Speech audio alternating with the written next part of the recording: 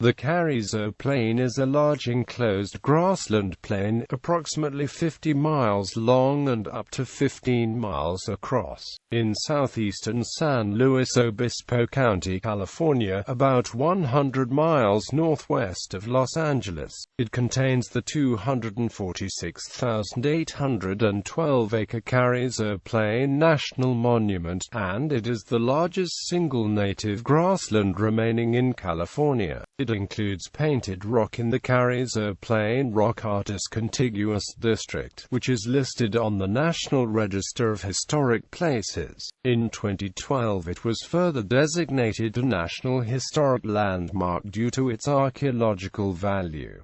The San Andreas Fault cuts across the plain. Geography. The plain extends northwest from the town of Maricopa, following the San Andreas Fault. Bordering the plain to the northeast is the Temblor Range, on the other side of which is the California Central Valley. Bordering the plain to the southwest is the Caliente Range. The community of California Valley is on the northern part of the plain. The average elevation of the plain is about 2,200 feet. Soda Lake, a 3,000-acre alkaline lake, is in the center of the plain with the popular painted rock containing Chumash and Yokuts rock art nearby. Is the central depression in an enclosed basin. Soda Lake receives all of the runoff from both sides of the plain. At 5,106 feet, Caliente Mountain, southwest of the plain, stands as the highest point in San Luis Obispo County. The climate type of the Carrizo Plain is semi-arid grassland. No trees grow there and the annual rainfall is around 9 inches per year. The Carrizo Plain is an easily accessible place to see surface fractures of the San Andreas Fault. They are clearly visible along the eastern side of the plain, at the foot of the Temblor Range. They are best seen in early morning and evening light, when shadows enhance the topography. In addition to its spring wildflower displays, Carrizo Plain is famous for painted rock. A sandstone alcove adorned with pictographs created by the Chumash people around 2000 BC. Wallace Creek is a small stream draining into a soda lake that remains dry most of the year. It drains perpendicular to the San Andreas Fault, and the creek bed is currently offset by 425 feet due to the movement of the fault. About 23 feet of the displacement was created during the 1857 earthquake. The current segment began forming 3,700 years ago. Two other older creek beds lie 1,560 and 1,310 feet northwest along the San Andreas Fault. The first creek bed was created around 13,000 years ago when climate change formed the creek on a large active alluvial fan. The second bed was created about 11,000 years ago. The creek is heavily studied by geologists to find a correlation between the offset and historical events, such as earthquakes, that have occurred along the San Andreas Fault. Although Wallace Creek is not the only creek that has been offset by the San Andreas Fault, it is the most spectacular. Access State Route 166 passes the south entrance to the Carrizo Plain, and State Route 58 crosses through the northern portion. Connecting them is the narrow Soda Lake Road, the only dependably passable road through the plain, but even this may become impassable during or soon after a rain since the middle portion of it is gravel. Geology. San Andreas Fault. The most prevalent geologic feature of the Carrizo Plain is the San Andreas Fault, a right lateral strike-slip fault which runs along the northeast side of the plain, at the base of the Elkhorn Scarp. The San Andreas Fault forms the boundary between the Pacific and North American plates, extending to 850 miles along the western coast of California from Cape Mendocino in the north to just south of the Salton Sea near the U.S.-Mexico border. The section of the fault in the Carrizo Plain is the oldest section along the entire fault zone, where cumulative right lateral offset is tilde 195 miles since early Miocene time. Displacement on the San Andreas is responsible for the development of distinctive geomorphic features along the fault trace, including shutter ridges, diverted and/or decapitated stream channels, and sag ponds. Other faults: the Big Spring Fault, the San Juan Fault, the Morales Fault, and the White Rock Fault are small faults that run parallel to the San Andreas Fault along the Caliente Range on the western boundary of the Carrizo Plain. Soil taxonomy: the parent materials for soils in the Carrizo Plain are predominantly alluvium deposits. Alluvium is soil that has been deposited by rivers of flowing water. The Paso Robles Formation is a Pleistocene-aged alluvium deposit that reaches up to 3,000 feet thick near the San Andreas Fault and thins out towards the north and west. The Paso Robles Formation is a well-known aquifer that has been reliably productive for ground wells throughout the area. The upper layers of soil are a more recent alluvium. This recent layer is thickest near Soda Lake and thins out towards the mountains to the east and west. Throughout the valley, the soil composition varies greatly and includes clay loams, silty clay loams, sandy loams, and gravelly loams. The sandier soils tend to reside near the slopes of the valley and provide greater drainage, while the soils with more clay are located on the valley floor near Soda Lake, and have much poorer drainage. The soils in the Carrizo Plain have very low fertility because of the high alkalinity content and low rainfall due to the semi-arid climate. Fauna: the Carrizo Plain is home to 13 species listed as endangered either by the state or federal government, the largest concentration of endangered species in California. Some of these species include the San Joaquin kit fox, the San Joaquin antelope squirrel, the blunt-nosed leopard lizard, the giant kangaroo rat, greater and lesser sandhill cranes, and the California condor. The Tule elk, pronghorn, black-tailed jackrabbit, western coyotes, and Lacan's thrasher all also make the homes in the Carrizo Plain. The hotter climate and ecology of Carrizo Plain allows the Lacan's thrasher of the southwestern United States to have a small disjunct range, farther north than normal. San Joaquin kit fox, a small nocturnal subspecies of the kit fox that was formerly common throughout the San Joaquin Valley but has recently become endangered. Blunt-nosed leopard lizard, a small, 3 to 5 inch greater brown lizard with large dark spots and cream-colored crossbands. It has a broad, triangular-shaped head and is endemic to California. It inhabits the grasslands and alkali flats of the San Joaquin Valley and the surrounding foothills and valleys. Giant kangaroo rat, the largest of all kangaroo rats. The giant kangaroo rat is also endemic to California and now only occupies about 2% of its original range, making it critically endangered. San Joaquin antelope squirrel, a light tan squirrel with a white belly and a white stripe down its back and sides. Most of its habitat is used for agriculture, making the Carrizo Plain the habitat for most of the remaining population.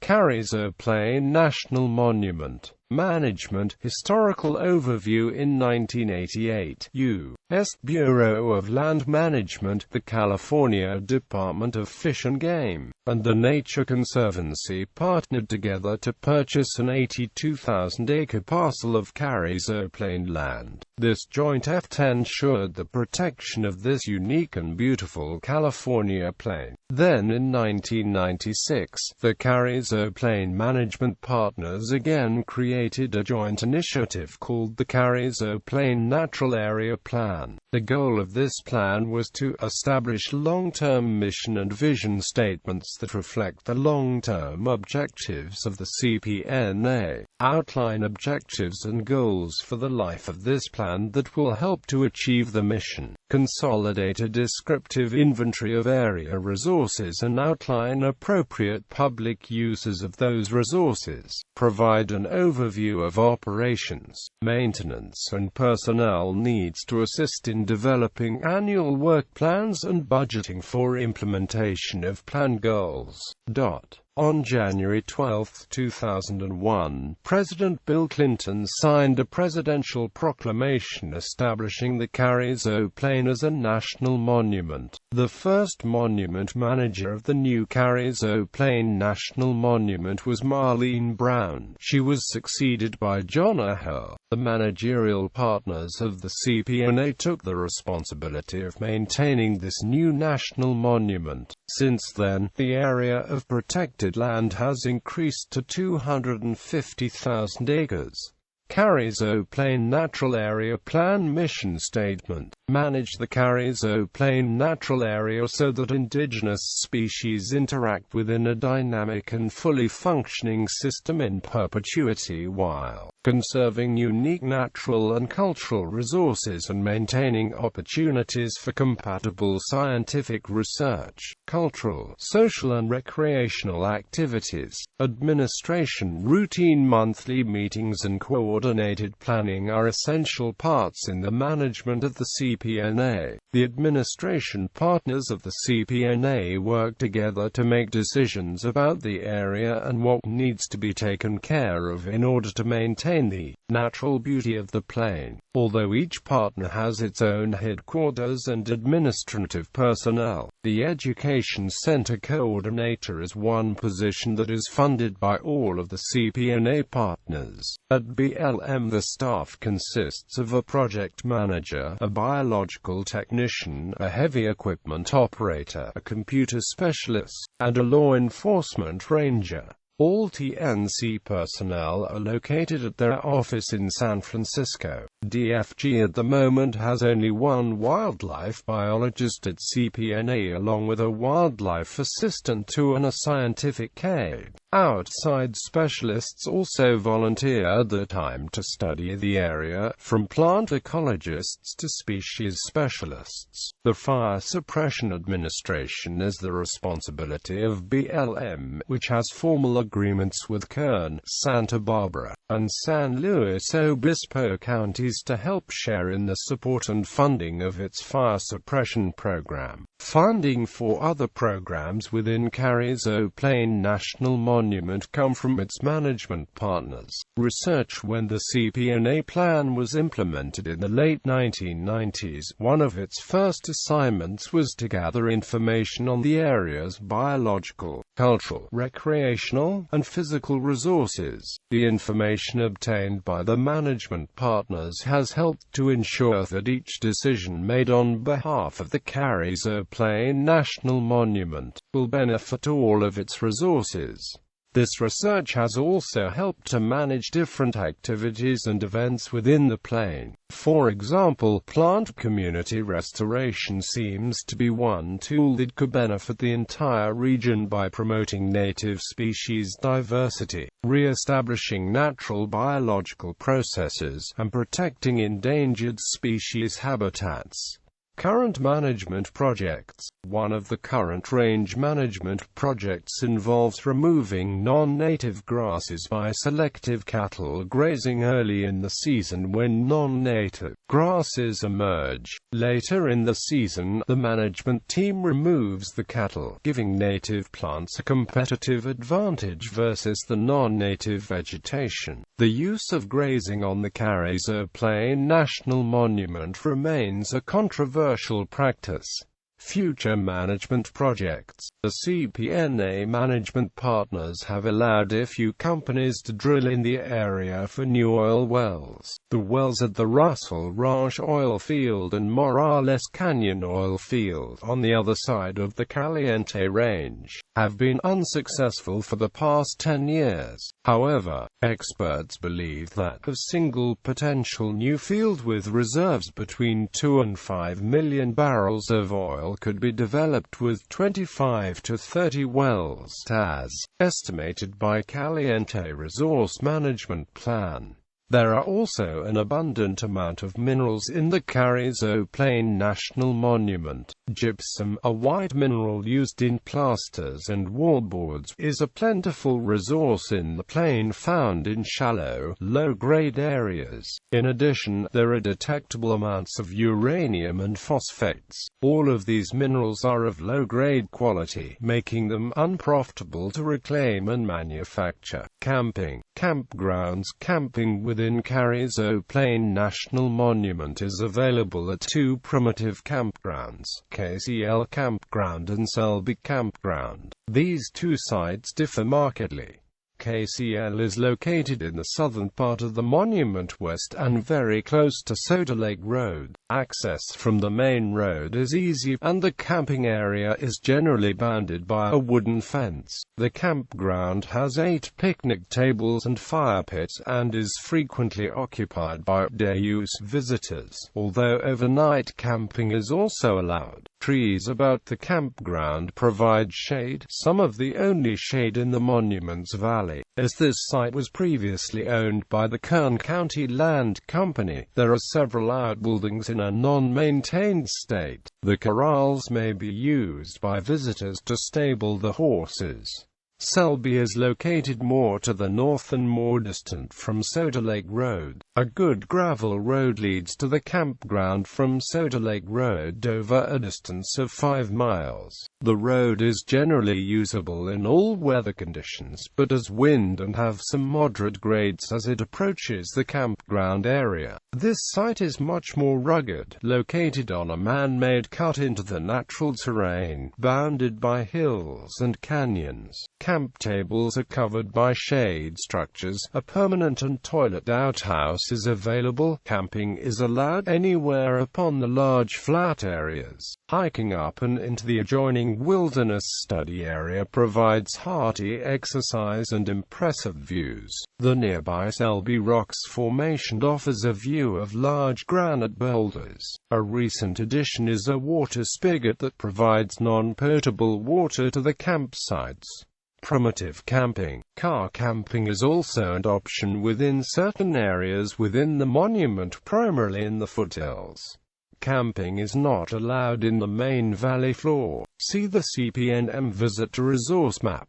Conservation controversies. World Heritage Site. The Wilderness Society considered the Carrizo Plain as a nominee for World Heritage Site status. Only 2 other locations in California, Redwood National Park and Yosemite National Park, have received this status. This idea was greatly opposed by the Independent Petroleum Association and the residents of the nearby city of Taft, while supporters of nomination included the city of San Luis Obispo, the San Luis Obispo Chamber of Commerce, and the San Luis Obispo chapter of the League of Women Voters. Advantages of World Heritage Site status for the Carrizo Plain might have included increased tourism for the plain and for surrounding areas, as well as increased ability to attract private and public funding for habitat conservation, sustainable tourism, and increased management support. However, opponents of the nomination were concerned that World Heritage Site status would create problems for oil production, grazing rights, off-road recreation, and private property rights. One point of controversy was a buffer zone around the monument. Opponents expected this would adversely affect nearby oil drilling sites. Some local residents were also fearful of the international organizations that would monitor and report on the monument's adherence to World Heritage Treaty obligations, because maintenance of World Heritage status would depend on compliance with the 1972 Convention concerning the protection of world cultural and natural heritage, ratified by the United States. The idea was widespread that the United States would lose sovereignty over the area. The Wilderness Society eventually decided not to nominate the Carrizo Plain National Monument as a World Heritage Site, as nominations are successful only if they have almost unanimous support.